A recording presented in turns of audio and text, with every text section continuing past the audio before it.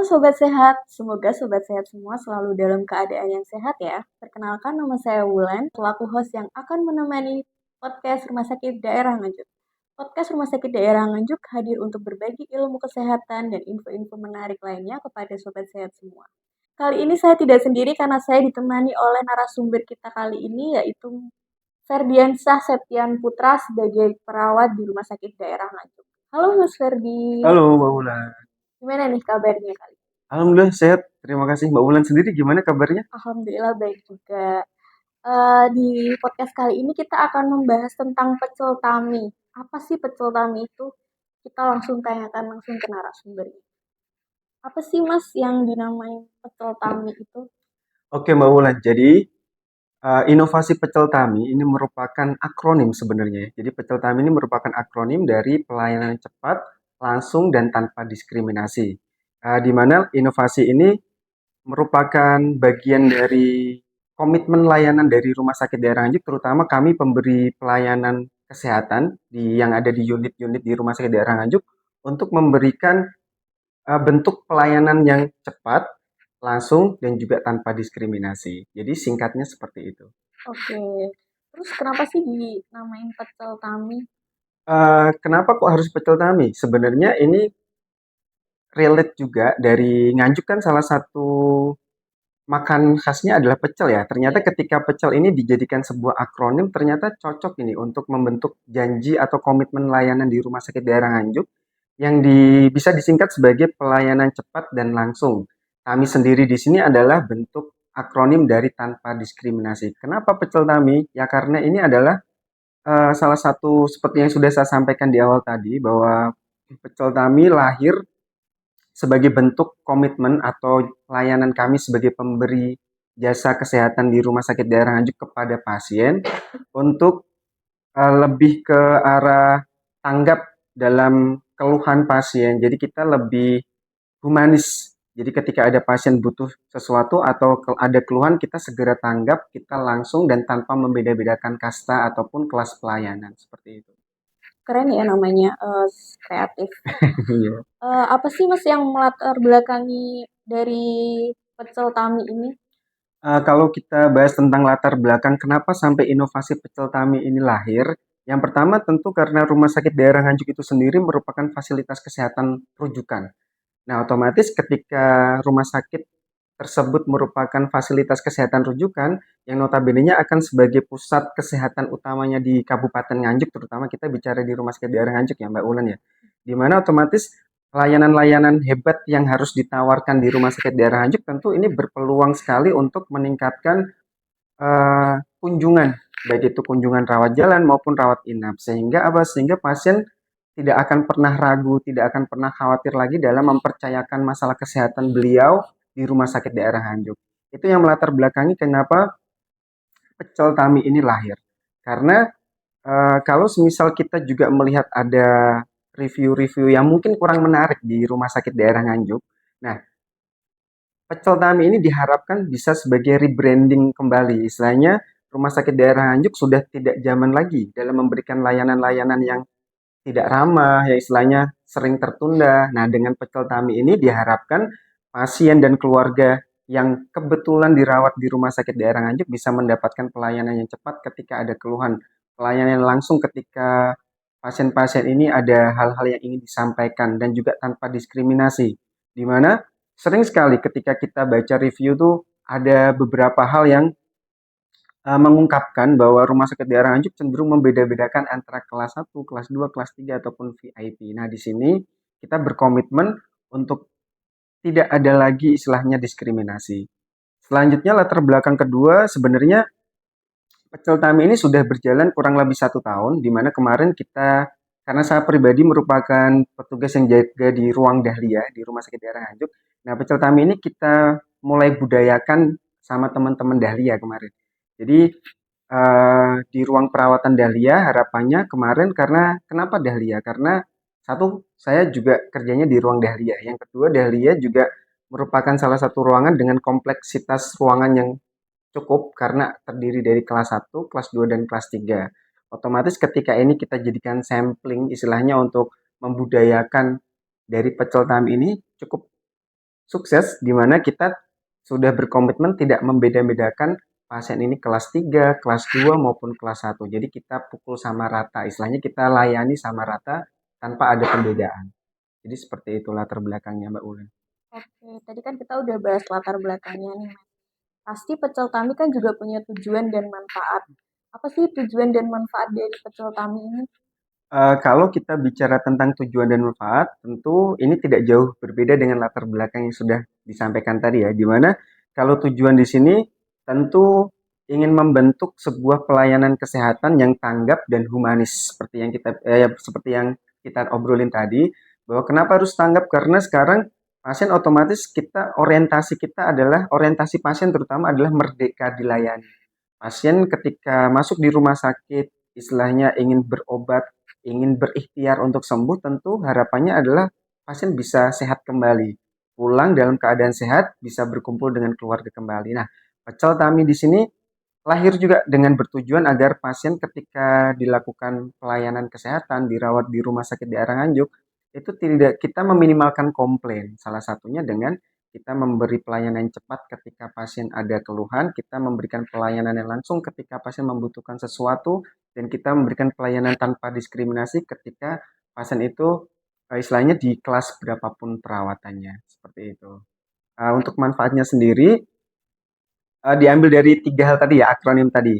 Pecel Tami, cepat, langsung dan tanpa diskriminasi. Cepat di sini adalah kita memberikan manfaat agar pasien-pasien yang ada keluhan atau ada hal yang sedang diinginkan, kita memberikan pelayanan yang cepat, yang tanggap, yang istilahnya cepat di sini tidak boleh gerusa-gerusu, tapi di sini memang tanggap dan akurat.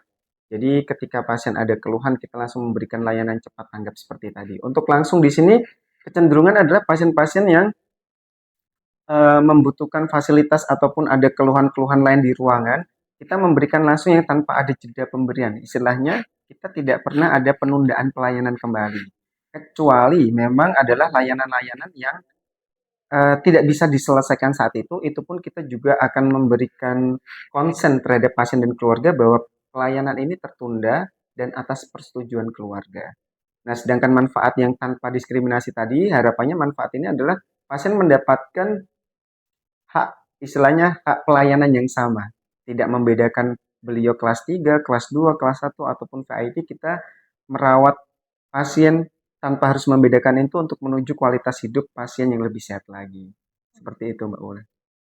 Sebelum kita jauh bahas tentang pecel tami ini, pasti sobat saya semua kan juga pengen tahu nih gambaran umum dari inovasi pecel tami ini apa?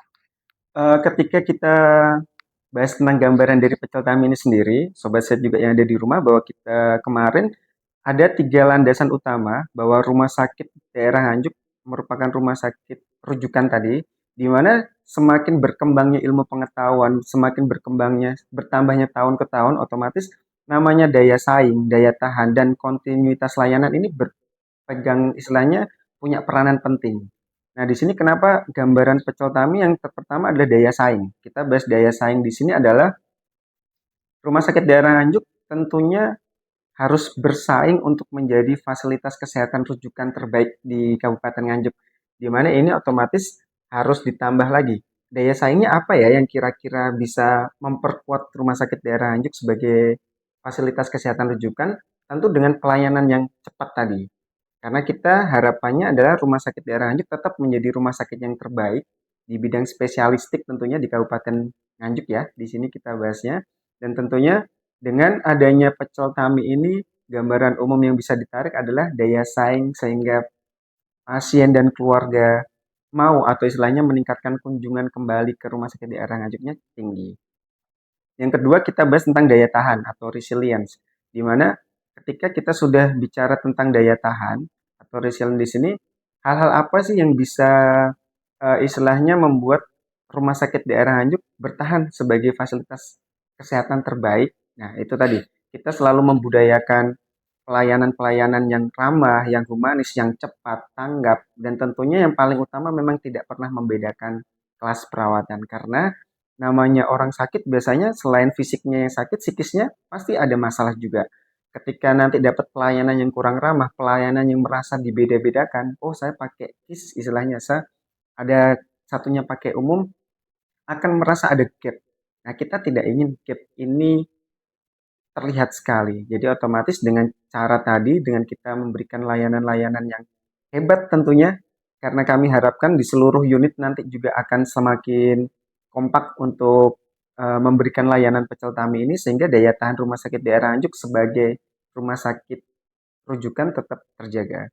Yang ketiga tadi kita bahas tentang kontinuitas layanan atau layanan yang berkelanjutan. Di mana layanan yang berkelanjutan di sini fungsinya adalah rumah sakit daerah Anjuk harus secara kontinu meningkatkan kapasitas kapabilitas sebagai rumah sakit rujukan di Kabupaten Nganjuk untuk apa ya istilahnya bisa dibilang untuk meningkatkan hal-hal yang mungkin kemarin terdengar tidak enak, istilahnya bisa dari rumah sakit daerah Nganjuk yang mungkin kemarin terkenal kurang ramah, petugas-petugasnya ketus. Nah, dengan adanya pecel tami ini diharapkan hal tersebut berkurang atau bahkan tidak ada lagi. Karena kita di sini tadi fokusnya pasien merdeka dilayani, kita memberikan pelayanan yang lebih baik lagi.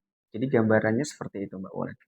Oke, terus hubungannya sendiri dari pelayanan di RSD Nganjuk sama Pecel Tami ini apa ya? Korelasi yang bisa diambil dari adanya pecel tami dengan hubungan dengan pelayanan di rumah sakit daerah Anjuk yang seperti saya sampaikan tadi bahwa janji layanan kami sebagai petugas kesehatan di rumah sakit daerah Anjuk ini untuk pasien yaitu berhubungan dengan komitmen kami dalam memberikan asuhan kepada pasien. Karena ketika kita memberikan asuhan kepada pasien dengan berlandaskan hal-hal pecel tami tadi, kita bisa meningkatkan bahwa layanan di rumah sakit daerah Nganjuk ini semakin kuat lagi. Maksud dikuat di sini adalah semakin kuat dalam memberikan layanan, kita semakin dikenal pasien menjadi sosok pribadi petugas kesehatan yang lebih ramah lagi. Yang istilahnya pasien kadang ketika kita ketika kita merawat pasien, kadang kita senyum ke pasien saja tuh pasien sudah merasa, wah petugasnya baik, petugasnya ramah. Otomatis keinginan beliau untuk sembuh pun semakin besar.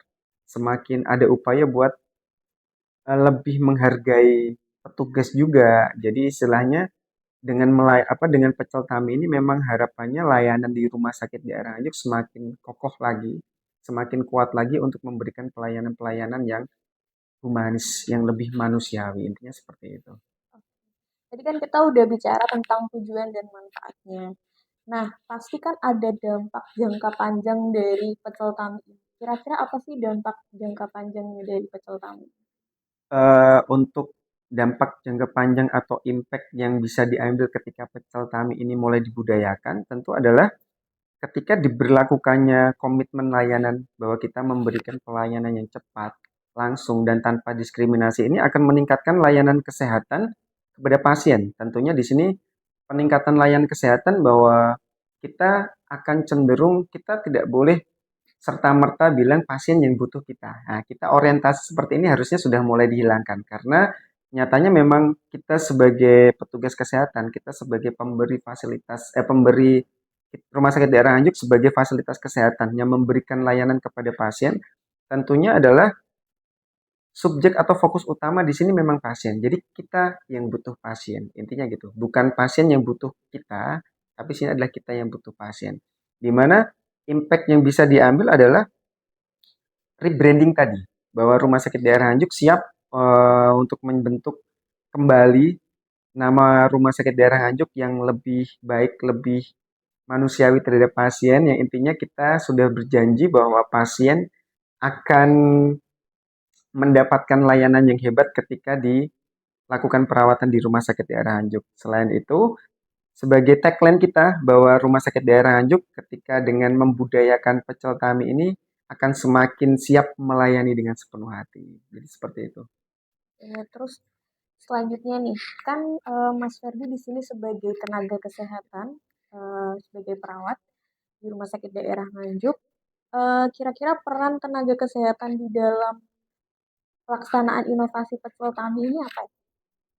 Sebenarnya ketika kita bicara masalah peran dari tenaga kesehatan, otomatis rumah sakit daerah Anjuk kan tidak hanya perawat saja, ya. Di sini karena mungkin saya perawat ya. Jadi ketika kita bicara tentang peran dari tenaga kesehatan, otomatis ini lebih kompleks lagi karena memang nyatanya di rumah sakit daerah itu terdiri dari banyak profesi yang saling berkesinambungan. Pecel Tami sendiri ini pun lahir harapannya memang untuk semakin mengharmoniskan dari semua elemen tenaga kesehatan yang ada di rumah sakit daerah Nganjuk, di mana eh, ini merupakan peran antar departemen, di mana yang merawat pasien, contoh semisal pasien ada keluhan, keluarga dan pasien ada keluhan masalah sarana. Sarana dari misalnya pintunya rusak atau AC-nya tidak bisa dipakai. Nah, ini kan memang bukan peran lagi perawat, tapi karena memang perawat yang kebetulan saat itu ada di ruangan, ini akan menjembatani. Jadi jadi pasien dan keluarga yang mengeluhkan adanya sarana yang mungkin belum tepat atau istilahnya yang sedang rusak tadi akan dijembatani oleh perawat. Nah, ini kan adanya apa ya, kesinambungan dari antar profesi di mana nanti petugas yang bersangkutan atau perawat yang ada di ruangan yang ada di unit kerja akan menyampaikan keluhan ini kepada unit lain. Contoh di sini nanti adalah di IPS di bagian pemeliharaan sarana. Jadi adanya istilahnya komunikasi kembali dari petugas ruangan dengan pemeliharaan sarana bahwa ada ruangan atau ada pintu atau ada sarana yang rusak. Nah, ini merupakan salah satu contoh bentuk peran dari tenaga kesehatan yang ada di rumah sakit daerah Nganjuk. Contoh lain adalah ketika ada keluhan bahwa pasien alergi terhadap makanan yang mungkin saat itu mungkin pasien belum terkaji bahwa ternyata ada alergi makanan tertentu. Nah, di sini unit di ruangan bisa petugas yang saat itu jaga bisa istilahnya memberikan konfirmasi kembali kepada pasien, memang pasien ada alergi ini tidak. Kalau ada, kita juga akan konsultasi juga kepada DPJP atau dokter penanggung jawab pasien dan juga kita ada istilahnya komunikasi kembali dengan ahli gizi. Jadi memang ada keterikatan istilahnya keterikatan antar profesi sehingga pelayanan pecel Tami tadi yang cepat, yang langsung dan tanpa diskriminasi bisa juga dinikmati oleh pasien. Jadi adanya kesinambungan dari banyak profesi sehingga intinya adalah tetap kita untuk pasien, untuk kesembuhan pasien, untuk istilahnya pasien puas dalam dilayani di rumah sakit daerah. Seperti itu Mbak Ulan. Oke, terus tadi kan Mas Ferdi menyampaikan kalau sudah melakukan di Pecel Tami ini di ruang dahlia. Nah, selama melakukan eh, Pecel Tami di ruang dahlia itu tantangan dalam membudayakan inovasi Pecel Tami ini apa?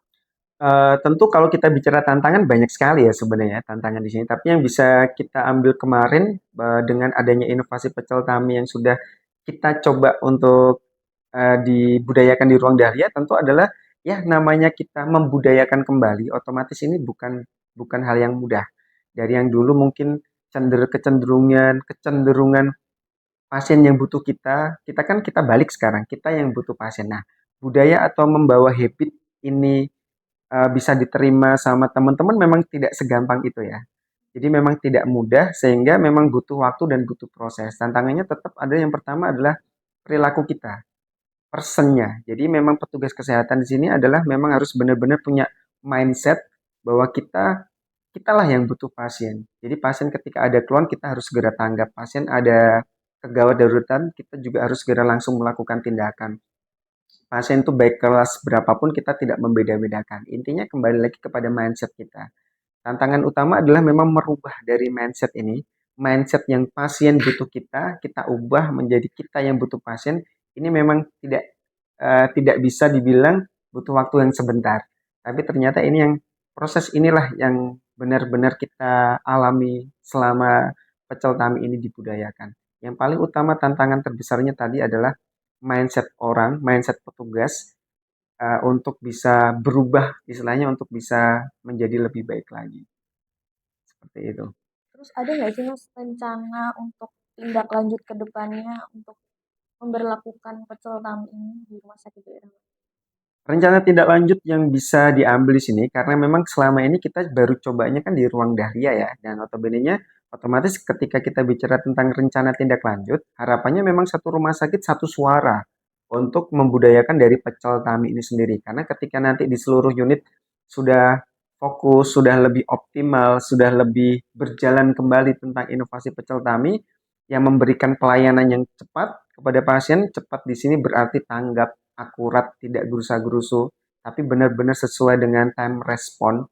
Terus pelayanan yang langsung di sini adalah tanpa delay, tanpa adanya penundaan. Ketika pasien butuh infusnya habis, kita juga langsung bisa ganti. Kecuali memang pelayanan-pelayanan yang butuh penjadwalan. Nah, seperti yang saya bilang tadi, langsung di sini, kecuali ada pelayanan-pelayanan yang butuh penjadwalan. Contoh, pelayanan operasi, layanan cuci darah yang memang sudah terjadwalkan, yang sudah dielektifkan.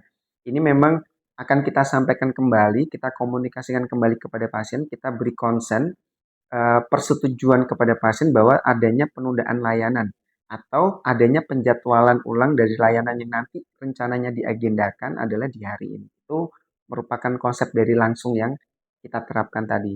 Dan juga adalah rencana tindak lanjut untuk tidak pernah membeda-bedakan kembali kasta perawatan. Di sini ketika sobat sehat dan keluarga membutuhkan layanan kesehatan di rumah sakit daerah Nganjuk, yang harus diingat adalah kita sudah tidak membeda-bedakan lagi mau kelas berapapun. Jadi pelayanannya juga sama, obat yang didapatkannya juga sama, diet atau istilahnya makanan yang didapatkan pasien dan keluarga mau berkelas berapapun sama. Butuhnya adalah tinggi protein semisal. Kita kasih sama tinggi protein. Jadi memang sudah tidak dibeda-bedakan lagi. Nanti tidak ada lagi harapannya memang rencana tindak lanjutnya adalah tidak ada lagi argumen yang istilahnya bilang bahwa rumah sakit daerah Nganjuk rumah sakit yang membeda-bedakan. Saya kelas 3 tapi saya dapat pelayanan seperti ini. Itu harapannya memang sudah tidak terdengar lagi karena memang harapan kita rumah sakit daerah Nganjuk jauh lebih humanis, lebih memberdayakan pasien. Dalam arti di sini adalah pasien merdeka dilayani, mendapatkan pelayanan kesehatan yang sesuai SOP yang kita jalankan, dan juga yang paling penting adalah pasien puas dengan pelayanan yang kita berikan. Rencana seperti itu, Mbak Wulan. Oke, nggak kerasa ya Mas Ferdi, kita udah ngobrol banyak Iya, banget dan informasinya juga sangat membantu nanti untuk pelayanan selanjutnya. Kesimpulan dari pecel Tami ini sendiri juga eh, sebagai inovasi buat teman-teman nakes semuanya supaya kedepannya nanti memberikan pelayanan yang lebih baik lagi ke eh, pasien-pasien yang ada di rumah sakit daerah iya Nganjuk. betul banget, Mbak Wulan.